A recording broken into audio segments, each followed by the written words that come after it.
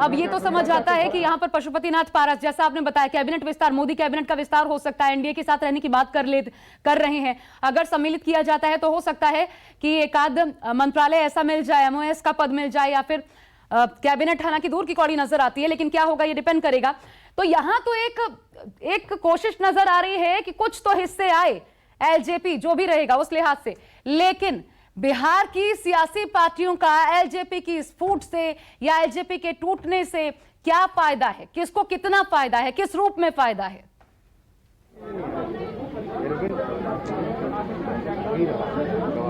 देखिए, बिल्कुल अगर केंद्र की बात करें तो एनडीए में अभी भी शामिल है, क्योंकि आपने देखा था कि किस तरीके से बिहार इलेक्शंस के बाद जब एनडीए की बैठक हुई तो चिराग पासवान को उसमें निमंत्रण दिया गया था केंद्र की तरफ से। इसका मतलब बहुत साफ है कि वो एनडीए के हिस्सा हैं। और अब जब एलजेपी के नेतृत्व पशुपतिनाथ पारस के जिम्मे आ जाएगा, अगर वो अपने अनुभव के आधार पर सरकार में शामिल करने का मौका मिलता है, वो शामिल होते हैं, तो ये उन पर निर्णय करता है कि सरकार कैसे किस तरीके से लेती है। जहां तक बिहार की राजनीति का सवाल है, ये बहुत साफ है कि जिस तरीके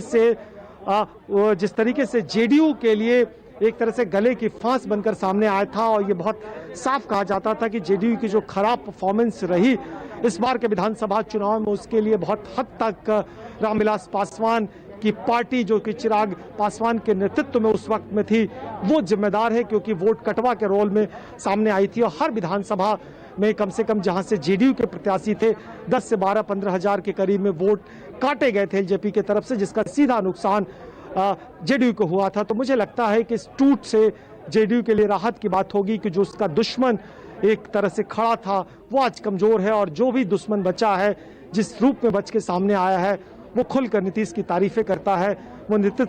नीतीश के साथ काम करने के लिए तैयार है। वो नीतीश के साथ अगले आने वाले चुनाव में गठबंधन के साथ चुनाव में जाने को तैयार है। सो कुल मिला के नीतीश के लिए एक राहत की बात हो सकती है। हालांकि ये बहस का विषय जरूर हो सकता है कि आखिर इस टूट के पीछे किसकी वजह है।